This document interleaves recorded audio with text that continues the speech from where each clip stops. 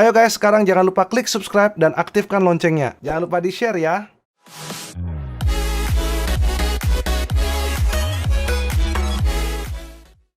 Halo guys, jumpa lagi dengan Captain Vincent. Hari ini saya akan membahas mengenai bahaya petir kepada pesawat. Karena orang-orang di luar sana pada spekulasi, seberapa bahaya apabila pesawat tersambar petir. Karena kalau kita bisa bayangkan ya, tersambar petir itu bisa mencapai 300 juta volt. Bayangkan 300 juta volt, bukan 220 volt yang ada di rumah kita. Jadi guys, buat kalian semua para penggemar aviasi, sebelum saya mulai video ini, kalau kalian suka dengan hoodie-hoodie seperti ini atau baju yang saya kenakan ini, kalian bisa kunjungi baik dari Instagramnya atau dari Tokopedia-nya. Kalian bisa cek dan langsung order baju-baju yang saya suka pakai ini. The Aviation Fashion with Captain Wear only. Hanya dengan 220 volt saja bisa menyebabkan sangat fatal bagi orang yang terkena korslet listrik. Ada rumah yang terbakar, ada juga yang meledak. Nah, kita bisa bayangkanlah seberapa berbahaya. Nah, kalau di pesawat itu seperti apa? Di sini saya akan menjawab pertanyaan kalian. Jadi kalau kita lihat secara statistik, pesawat terbang get strike by lightning di Amerika saja udah 7.000 pesawat per year. Per year, bukan per bulan. Di Australia kurang lebih 3.600.000 penerbangan komersil hours per year. Ini secara statistik serangan petir ke pesawat adalah 1 dari 1.000 hours of flight. Jadi kalau di Australia 3,6 juta penerbangan hours per year, berarti kurang lebih 3.600. Di totalnya aja 7.000 di Amerika, di Australia 3.600, dan kita anggap aja seluruh dunia 20.000 sampai 25.000 serangan petir. Pasti lebih sih daripada itu. Tapi lately tidak ada pesawat jatuh karena petir. Dulu pernah ada pesawat jatuh karena petir, itu zamannya tahun 1963, pesawat Panam Boeing 707 kena struck by lightning dan dia terkena fuel fibernya jadi meledak. Tapi kenapa sekarang sudah tidak pernah kejadian seperti itu? Manufaktur pesawat berlomba-lomba membuat pesawat yang redundancy dengan cuaca. Jadi kalau kita bisa bayangkan, pesawat ini zaman sekarang tidak mengenal jam, tidak mengenal musim, mau itu hujan, walaupun petir, sekarang sudah very reliable. Bagaimana sains yang ada di balik itu? Jadi tujuannya adalah bagaimana transportasi udara bisa semakin lama semakin aman. Maka dari itu, technology play important part dalam pembangunan pesawat. Maka dari itu, setiap step perkembangan milestone dari kecanggihan teknologi pesawat ini merupakan satu evolusi dari yang tadinya hanya tradisional pesawat. Jadi dalam satu pesawat yang terbang sekarang, ini ada banyak perkembangan teknologi dari sejak lahirnya pesawat.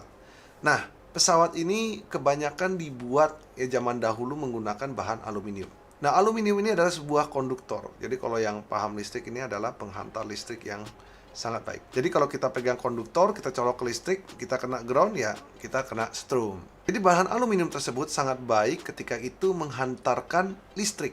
Jadi ketika pesawat disambar dengan lightning, biasanya ada entry point dan exit point. Pada umumnya pesawat ketika struck by lightning itu bisa mengakibatkannya bolong.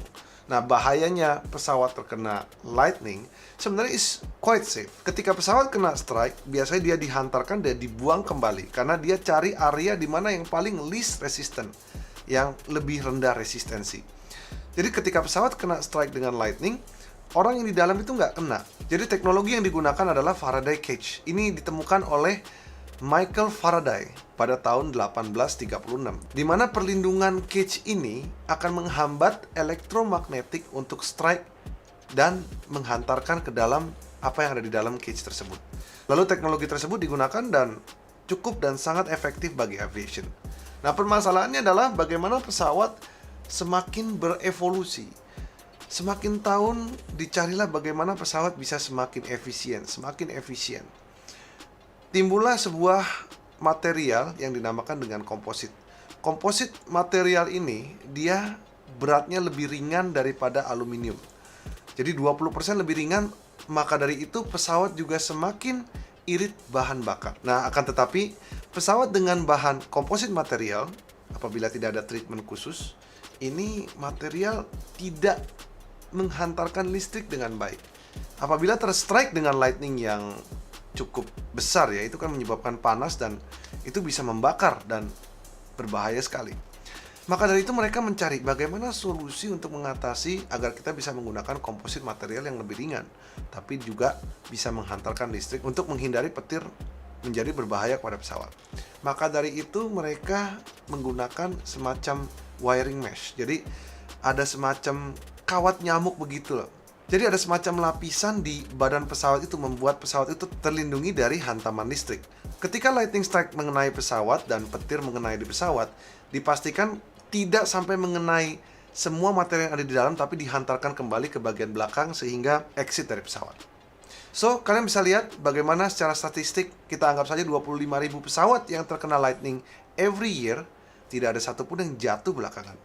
Karena teknologi ini semakin canggih dan memproteksi kita daripada serangan petir. Nah, akan lebih bahaya pesawat terkena severe turbulence dibandingkan terkena petir. Tapi apakah petir itu berbahaya? Nah, saya kan dari tadi ngomongnya itu bagaimana petir itu tidak berbahaya ya. Quite safe kalau dilihat secara statistik. Tapi kalau kita bicara secara efek, apakah yang bisa diakibatkan oleh serangan petir? Jadi ketika serangan petir itu menghantam pesawat, ya entry point dia biasanya dia bisa bolong. Di skin itu dia bisa bolong. Pada umumnya rata-rata yang terkena bisa di bagian radom pesawat. Radom pesawat itu adalah hidung dari pesawat, bisa dari leading edge, dan dia bisa terkena di skin bagian mana saja.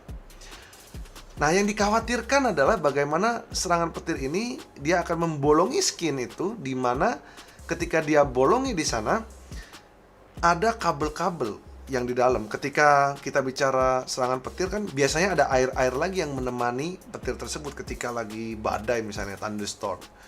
Dikhawatirkan ketika bolong, air tersebut bisa menyebabkan short circuit dan menyebabkan korslet. Tapi nggak perlu dikhawatirkan karena kebanyakan sistem pesawat dibuat redundancy. Satu sistem seperti ini, satu sistem seperti ini. So, walaupun ada short circuit, ya paling nggak biasanya mungkin ada instrumen yang mati kah, ataupun ada electrical yang tersengat kah. Saya pernah cerita kan mengenai pesawat, bagaimana pesawat ini dijaga oleh manufaktur dengan berbagai redundancy system. Jadi satu kematian atau kerusakan sistem tidak akan berakibat fatal kepada pesawat. Jadi kalian bisa lihat, walaupun dia menghantam petir dan membolongi di sana, chance still quite low untuk menyebabkan sesuatu yang sangat fatal. Tapi damage-nya itu bisa terlihat cukup ekstrim juga ya. Biasanya ketika kita strike by lightning, mata kita kaget ya kalau kita lagi ngelihat keluar, kita kena petir, cetek, sama seperti gambar yang ada di belakang gambar saya ini. Kalau pas lagi ngelihat luar, masuk dalam cuaca buruk, ya apa boleh buat kita bisa terkena sengatan dan kita pasti kaget lah karena terangnya luar biasa. Di mana sih bisa terjadi serangan listrik? Pada umumnya kalian bisa lihat ya ketika hujan yang sangat deras, thunderstorm, namanya juga thunderstorm, ya kan? Hujan dengan petir. Nah, akan tetapi kita semua tidak perlu khawatir kalau pesawat yang akan kita tumpangi bekas kena lightning strike. Kenapa? Karena bisa dipastikan ketika seseorang terkena listrik, kita akan record di logbook. Ketika kaptennya tuliskan di logbook, otomatis maintenance akan sangat detail mencari di mana tempat dan akan di-repair dengan baik dan sempurna. Maka dari itu pesawat bisa terbang kembali untuk mengantarkan kalian semua, baik itu traveling, kebutuhan jalan-jalan kalian, ataupun pergi belajar ke luar negeri. So, airplane is quite safe guys, apalagi dengan petir. Dengan teknologi sekarang bisa diyakini bahwa petir bukanlah sebuah ancaman kepada pesawat. Tapi memang, walaupun kita katakan petir is less dangerous kepada pesawat, tidak menutup kemungkinan bahwa there is a risk of an airplane crash caused by lightning. Apabila pesawat terkena dengan lightning, most likely sih nggak akan terjadi apa-apa, tapi chance akan selalu ada. Maka itu kalau saya lagi terbang di ketinggian 35.000, 38.000 kaki, saya hati-hati banget. Kalau memang bisa saya hindari, akan saya hindari. Karena bukan apa-apa, ada jalan yang baik, kenapa nggak kita pilih jalan yang lebih baik, walaupun kita akan delay 5 menit, 10 menit. Nah, ini yang ingin saya sampaikan buat teman-teman sekalian, para penggemar traveling naik pesawat. Banyak sekali orang kalau delay itu nggak pernah mau. Padahal kadang-kadang delay itu for their own safety.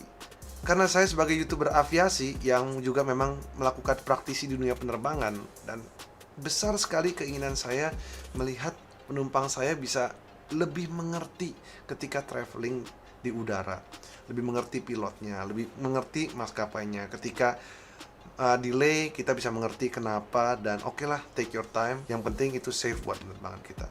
Jadi saya kira itulah informasi yang ingin saya sampaikan. Semoga informasi ini bermanfaat. Jangan lupa untuk hit like dan subscribe, share konten ini kalau bermanfaat. Kita jumpa lagi di video Captain Vincent berikutnya. Salam rotate guys, stay safe dan all the best.